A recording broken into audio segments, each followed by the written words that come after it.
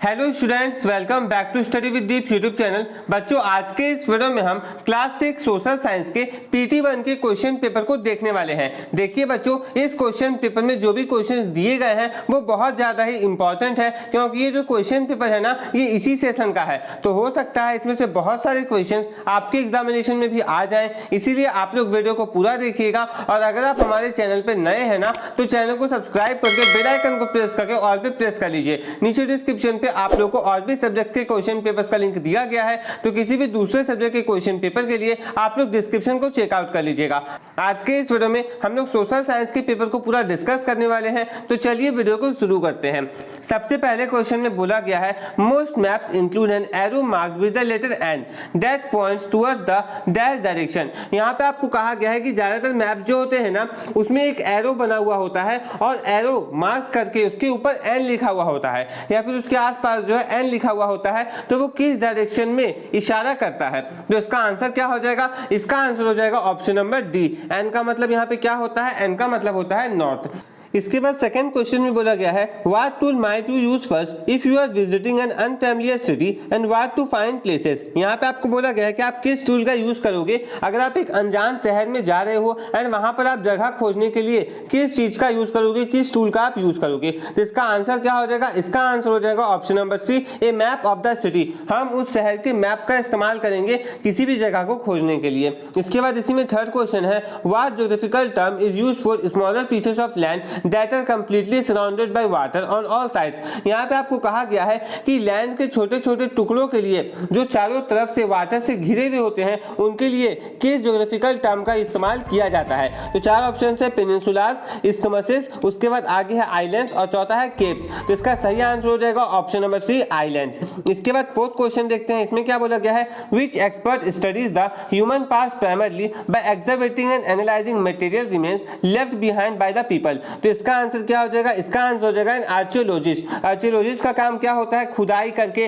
बचे हुए हैं पास से जो भी चीजें हैं उनको एनालाइज करना, उसके बारे में स्टडी करना। ये सारा काम किसका होता है? ये सारा काम जो है वो आर्कियोलॉजिस्ट का होता है। इसके बाद आइए फिफ्थ क्वेश्चन में, इसमें क्या बोला गया है, in historical context what duration of time does the century typically represent for the people. यहाँ पे आपको कहा गया है कि सेंचुरी का मतलब क्या होता है, इसका हिस्टोरिकल टर्म में क्या मतलब है, हिस्टोरिकल कंटेक्स्ट से इसका क्या मतलब है टाइम ड्यूरेशन को लेकर के। तो इसका आंसर क्या हो जाएगा? इसका आंसर हो जाएगा option number C, a period of 100 years, यानी कि 100 साल का जो पूरा पीरियड होता है उसको कहा जाता है सेंचुरी। इसके बाद हम लोग आगे बढ़ते हैं। इसके बाद सिक्स क्वेश्चन है, the word Sindhu refers to, यानी कि जो सिंधु वर्ड है वो किसके लिए है। तो इसका आंसर हो जाएगा ऑप्शन नंबर ए, इंडस रिवर। इसके बाद सेवेंथ क्वेश्चन देखिए क्या बोला गया है, द टर्म जम्बू द्वीप रेफर्स टू विच ट्री, यानी कि आपको यहाँ पे कहा गया है कि जम्बू द्वीप जो है वो किस ट्री के लिए यूज किया जाता है। तो इसका आंसर क्या हो जाएगा? इसका आंसर हो जाएगा option number A, peepal tree.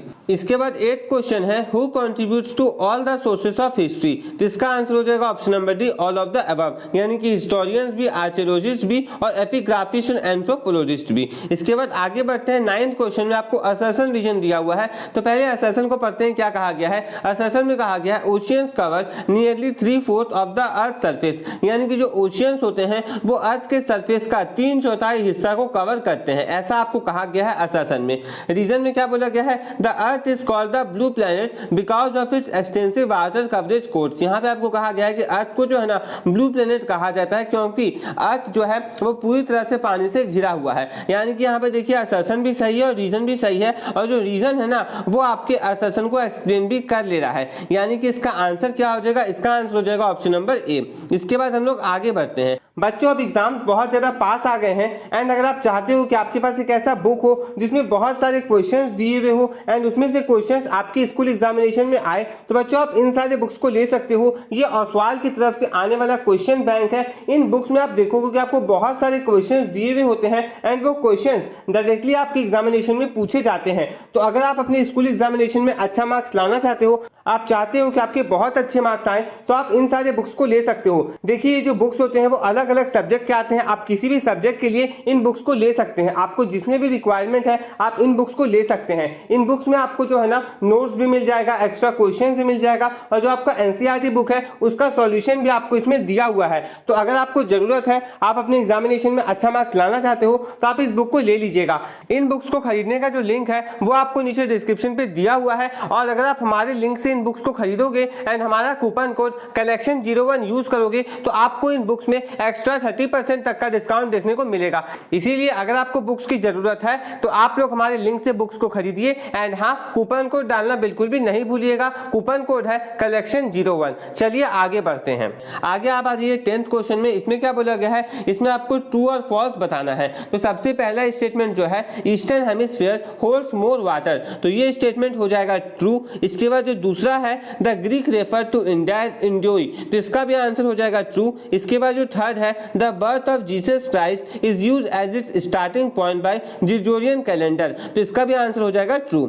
इसके बाद फोर्थ क्वेश्चन देखिए anthropologist study the physical features of earth, ये जो स्टेटमेंट है ये यहाँ पे फॉल्स होने वाला है। और जो एंथ्रोपोलॉजिस्ट होते हैं वो किस चीज की स्टडी करते हैं ना, ये आप लोग मुझे कमेंट बॉक्स में कमेंट करके बताइएगा ताकि मुझे पता चल सके कि आप लोगों ने चैप्टर को अच्छे से पढ़ा है या फिर नहीं। तो एंथ्रोपोलॉजिस्ट किस चीज की स्टडी करते हैं वो आप लोग कमेंट बॉक्स में कमेंट करके जरूर से जरूर बताइएगा। अब हम लोग आगे बढ़ते हैं, आगे के क्वेश्चंस को देखते हैं। आगे आपको दिया हुआ है read the source based study given below and answer the question that follow. आपको यहाँ पे सोर्स बेस्ड क्वेश्चन दिया हुआ है, एक केस दिया हुआ है, उसके नीचे आपको कुछ क्वेश्चंस दिए हुए हैं जिनका आपको आंसर करना है। ओके, तो आप लोग ये सोर्स अच्छे से पढ़ लीजिएगा, ये सोर्स आप लोग अच्छे से पढ़ लीजिएगा। हम लोग यहाँ पे क्या करते हैं, क्वेश्चंस को पढ़ते हैं एंड उनके आंसर्स मैं आपको बताता जाता हूँ। तो देखिए सबसे पहला क्वेश्चन आपको दिया हुआ है which line is known as Greenwich line, यानी कि किस लाइन को ग्रीनविच लाइन के नाम से जाना जाता है। तो इसका आंसर हो जाएगा जब prime meridian 0 degree longitude is known as the Greenwich line, यानी कि जो प्राइम मेरिडियन होता है जिसको हम लोग 0 डिग्री लॉन्गिट्यूड भी कहते हैं उसको ग्रीनविच लाइन के नाम से जाना जाता है। इसके बाद सेकंड क्वेश्चन है which line is known as international date line, यानी कि किस लाइन को इंटरनेशनल डेट लाइन के तौर पर जाना जाता है। तो इसका आंसर हो जाएगा the international date line approximately at 180 degree longitude is known as the international date line, यानी कि जो इंटरनेशनल डेट लाइन है ना वो 180 डिग्री लॉन्गिट्यूड पे प्रेजेंट है, उसी को कहा जाता है इंटरनेशनल डेट लाइन। इसके बाद आगे देखिए, आगे आपको थर्ड क्वेश्चन में बोला गया है which longitude is known as the Indian standard time line, यानी कि किस लॉन्गिट्यूड को इंडियन स्टैंडर्ड टाइम लाइन के रूप में जाना जाता है। तो इसका आंसर हो जाएगा 82 degree 30 minute east longitude 82.5 degree east is known as the Indian standard time IST meridian. देखिए जो 82 डिग्री 30 मिनट का ईस्ट लॉन्गिट्यूड है ना उसको जो है इंडियन स्टैंडर्ड टाइम की लाइन के रूप में जाना जाता है। इसके बाद 12th क्वेश्चन में बोला गया है why the symbols are important component of map, यानी कि जो सिंबल्स है वो मैप के इंपॉर्टेंट कंपोनेंट क्यों होते हैं, ये आपसे इस क्वेश्चन में पूछा गया है। 2 मार्क्स का ये क्वेश्चन है। तो इसके आंसर में हम लिखेंगे symbols are important components of a map because they represent various features such as roads, rivers, railways, cities, buildings and other places in a simple way. They make maps easy to read, understand and interpret. देखिए जो symbols होते हैं ना वो important component होते हैं map के, क्योंकि जो सिंबल्स होते हैं वो बहुत तरह के फीचर्स को रिप्रेजेंट करते हैं। जैसे कि रोड कहाँ पर है तो वो रोड जो है सिंबल के माध्यम से दिखाया जाता है, रिवर को सिंबल के माध्यम से दिखाया जाता है, रेलवे का अलग सिंबल होता है, सिटीज का, बिल्डिंग्स का और कुछ अलग अलग जगहों का अलग अलग सिंबल होता है और सिंपल वे में सिंबल के माध्यम से हम चीजों को दिखाते हैं मैप में। They make maps easy to read, understand and interpret. उनसे क्या होता है ना, उन सिंबल्स की मदद से मैप को पढ़ना काफी ज्यादा आसान होता है, मैप को समझना आसान होता है एंड इंटरप्रेट करना भी काफी ज्यादा आसान होता है। ओके, इसके बाद देखिए क्वेश्चन नंबर 13, इसमें कहा गया है what are the works of archaeologist. यहाँ पे आपको कहा गया है कि आर्कियोलॉजिस्ट का क्या क्या काम होता है ना, ये आपको बताना है। तो इसके आंसर में हम लिखेंगे an archaeologist studies the human past by observing and examining material remains left by people. They study objects such as pottery, tools, coins, buildings, sculptures and other ancient remains to understand the life and culture of people in past. देखिए एक archaeologist जो होता है ना वो human की past को study करने का काम करता है, खुदाई करके या फिर जो मटेरियल्स खुदाई करके निकलते हैं, जो भी रिमेन्स होता है उनसे स्टडी करके वो ह्यूमन पास्ट के बारे में जानने की कोशिश करते हैं। जो भी मटेरियल रिमेन होता है लोगों का, उनसे वो चीजों को सीखने की, जानने की कोशिश करते हैं, स्टडी करते हैं उसको। Okay, they study objects such as pottery, tools, coins, buildings, sculptures and other ancient remains to understand the life and culture of people in the past. देखिए, वो पॉटरी को देखते हैं, पॉटरी की कुछ चीजों को वो स्टडी करते हैं, जो टूल्स उन्हें खुदाई से मिलते हैं उनका स्टडी वो लोग करते हैं, जो बिल्डिंग्स देखते हैं कि हाँ पुराने बिल्डिंग्स किस प्रकार से हैं, स्कल्पचर्स किस प्रकार के हैं, और जो एंशिएंट रिमेन्स है उन सभी का स्टडी करके वो पुराने लोगों के लाइफ के बारे में समझने की कोशिश करते हैं कि आखिर वो किस प्रकार से जिंदगी को जीते थे, वो किस कल्चर को फॉलो करते थे, उन सारी चीजों का अंदाजा वो लगाते हैं, उस सारी चीजों के बारे में पता वो करते हैं। इसके बाद देखिए 14th क्वेश्चन, इसमें बोला गया है differentiate between CE and BCE. आपको यहाँ पे कहा गया है कि आपको सीई और बीसीई के बीच में डिफरेंशिएट करना है। तो देखिए, सबसे पहले आप लोग इस प्रकार से दो कॉलम बना लीजिएगा, सीई का अलग और बीसीई का अलग। सबसे पहले हम लोग यहाँ पे सी का फुल फॉर्म लिख देंगे, CE stand for common era. BCE में हम लोग लिखेंगे before common era, BCE stand for before common era. इसके बाद सी में दूसरा पॉइंट हम लोग लिखेंगे, it refers to the years after the beginning of common era, यानी कि ये उन ईयर्स को रेफर करता है जो कि कॉमन एरा के बाद शुरू हुए। कॉमन एरा के शुरू होने के बाद जो ईयर्स आए उसको रेफर करता है कौन, सीई। और बीसीई क्या है, it refers to the years before the beginning of common era, यानी कि कॉमन एरा के शुरू होने से पहले जो ईयर्स थे, पहले जो साल थे, उनको रेफर करने के लिए बीसीई है।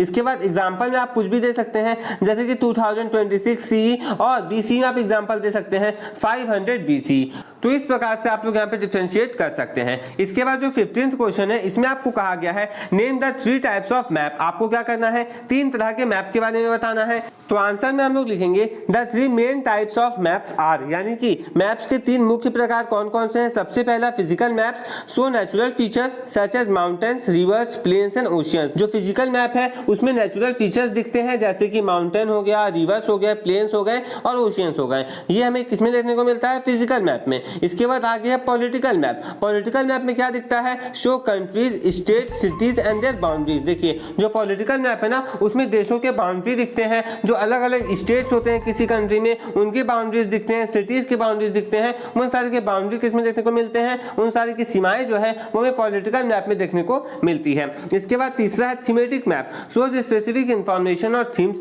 सच एज पॉपुलेशन, रेनफॉल, क्लाइमेट और रिसोर्सेज। जो थीमेटिक मैप होता है ना, वो कुछ स्पेसिफिक इंफॉर्मेशन हमें दिखाता है, कुछ थीम जैसे कि पॉपुलेशन हो गया, रेनफॉल हो गया, क्लाइमेट हो गया, रिसोर्सेज हो गया। ये सारा हमें किसमें देखने को मिलता है, ये सारा हमें थीमेटिक मैप में देखने को मिलता है। इसके बाद देखते हैं 16th क्वेश्चन, इसमें बोला गया है व्हाट इज डिजास्टर। डिजास्टर क्या होता है, what are the works of disaster management, यानी कि डिजास्टर मैनेजमेंट के क्या क्या काम होते हैं, ये आपको इसमें बताना है। ओके, ये आपके 5 मार्क्स का क्वेश्चन है। चलिए इसके आंसर को डिस्कस करते हैं। तो सबसे पहले हम लोग इसमें डिजास्टर का डेफिनेशन लिखेंगे। A disaster is a sudden और severe event that causes great damage to human life, property and the environment. Examples include earthquakes, floods, cyclones, droughts and landslides. देखिए, डिजास्टर जो है ना, वो सडन यानी कि अचानक से होने वाला एक ऐसा इवेंट है जिससे ह्यूमन लाइफ को, यानी कि इंसानी जीवन को, प्रॉपर्टी को और इन्वायरमेंट को बहुत बड़ा खतरा होता है, बहुत बड़ा डैमेज होता है, नुकसान होता है। इसके एग्जांपल्स कौन कौन से हो जाएंगे, जैसे कि अर्थक्वेक हो गया, फ्लड्स हो गया, साइक्लोन्स हो गया, ड्राउट्स हो गया और लैंडस्लाइड्स। ये सारे जो है ना, ये डिजास्टर के एग्जाम्पल होते हैं। अब आगे आता है the main works of disaster management are, यानी कि डिजास्टर मैनेजमेंट के लिए मेन क्या क्या काम है। तो उसमें मैंने यहाँ पे 5 पॉइंट्स इंक्लूड किए हैं। सबसे पहला, to prepare people to face disasters, लोगों को तैयार करना कि वो डिजास्टर के लिए तैयार रहें, उनको प्रिपेयर करना। दूसरा है to reduce the loss of life and property, हमें क्या करना होगा, हमें ये सुनिश्चित करना होगा ना कि कम से कम जिंदगी जाए, यानी कि कम से कम लोग मरे और प्रॉपर्टी का कम से कम नुकसान हो। इसके बाद to provide rescue and relief to affected people, जो भी अफेक्टेड लोग हैं उनको हम लोग रेस्क्यू कर पाए, उनको हम लोग राहत बचाव का कार्य में मदद कर पाए, वो भी चीज यहाँ पे इंश्योर करने का होता है। इसके बाद आगे हम लोग लिख सकते हैं to arrange food, water, shelter and medical help during disasters, यानी कि डिजास्टर के दौरान कोई आपदा अगर वैसी आ गई है तो उस टाइम पे लोगों को फूड प्रोवाइड करना, वाटर प्रोवाइड करना, शेल्टर प्रोवाइड करना, और अगर उन्हें किसी प्रकार का कोई मेडिकल हेल्प है तो वो भी उन्हें प्रोवाइड करवाना। ये डिजास्टर मैनेजमेंट के अंदर आता है, डिजास्टर मैनेजमेंट के काम के अंदर आता है। इसके बाद 5th पॉइंट हम लोग लिख सकते हैं to help in the recovery and rehabilitation of affected people after a disaster, यानी कि हमें लोगों की रिकवरी में मदद करना चाहिए, वो अच्छे तरीके से रिकवर कर पाएं, उनको चोट जितनी भी लगी है उससे वो रिकवर कर पाएं, इसके लिए भी व्यवस्था बनाई जानी चाहिए। इसके बाद भी इसके लिए भी डिजास्टर मैनेजमेंट के अंदर काम होना चाहिए। इसके बाद देखिए 17th क्वेश्चन, इसमें बोला गया है give old names of our India and explain it. आपको यहाँ पे कहा गया है कि आपको क्या करना है, भारत के पुराने नाम बताने हैं एंड उनको आपको एक्सप्लेन भी करना है। तो चलिए इसका आंसर डिस्कस करते हैं। तो आंसर में हम लिखेंगे India has been known by several names in ancient times, some important old names are. यानी कि देखिए भारत को पुराने समय में ना बहुत सारे नामों से जाना जाता था, जैसे कि कुछ ओल्ड नेम्स नीचे दिए गए हैं। सबसे पहले Bharat, this name is associated with the ancient Bharat people and is also mentioned in ancient Indian text. दूसरा हम लिखेंगे Jambu Dvipa, ancient Indian text use the term Jambu Dvipa meaning the land और continent associated with the jambu rose apple tree. इसके बाद third है Sindhu. The word Sindhu refer to the Indus River. It later became the basis of the name for India. इसके बाद आगे हिंद या फिर Hindustan. The name developed from the word Sindhu and was used in later historical periods, referred to the land around and beyond the Indus region. और last में आप लिख सकते हैं India. The name India is derived from the ancient name Sindhu, which was used by other peoples for the Indus region. Okay, last में लिख देंगे thus the names of India have changed over time and reflect its rich geographical and historical heritage. इसके बाद जो last question है, इसमें आपको कहा गया है plot the following on the map of the world. आपको यहाँ पे क्या करना है, आपको कुछ देशों के नाम दिए गए हैं और अटलांटिक ओशियन आपको दिया हुआ है। इनको आपको क्या करना है ना, वर्ल्ड के मैप में आपको इसको प्लॉट करना है। तो इसका मैं डायरेक्टली आपको इमेज दिखा दे रहा हूँ कहाँ पर आप प्लॉट कर सकते हैं। इस प्रकार से आप लोग इसको कर लीजिएगा बच्चों। तो यहाँ पर आकर के आपका जो क्वेश्चन पेपर है वो पूरा खत्म होता है। आज के इस वीडियो में हम लोगों ने पूरे क्वेश्चन पेपर को अच्छे से डिस्कस कर लिया। अब आप लोग अच्छे से सारे क्वेश्चंस का प्रिपरेशन करके अपने एग्जामिनेशन में जाइएगा। आप देखेंगे कि इसमें से बहुत सारे क्वेश्चंस आपके एग्जामिनेशन में आए हुए हैं। आपको आज का ये वीडियो कैसा लगा कमेंट बॉक्स में कमेंट करके जरूर बताइएगा। इस वीडियो को अपने फ्रेंड्स के साथ, अपने क्लासमेट्स के साथ अधिक से अधिक शेयर कीजिएगा। और हाँ बच्चों, मैंने जो बुक्स आप लोगों को लेने को कहे हैं, अगर आपको उन सारे बुक्स की आवश्यकता है तो बुक्स को जरूर लीजिए। उसमें बहुत सारे क्वेश्चंस दिए हुए हैं जिससे प्रैक्टिस करके आप अपने एग्जामिनेशन में अच्छा मार्क्स ला सकते हैं। और जैसा कि मैंने आपको बताया कि अगर आप क्वेश्चन पेपर का पीडीएफ चाहते हैं तो उसके लिए ना आप हमारे चैनल के मेंबरशिप को ज्वाइन कर लीजिए। अगर आप हमारे चैनल के मेंबरशिप को ज्वाइन करते हैं तो हम आपको क्वेश्चन पेपर का जो पीडीएफ है वो आसानी से प्रोवाइड करवा देंगे। हम लोग मिलते हैं अपने अगले वीडियो में। Thanks for watching. जय हिंद, जय भारत।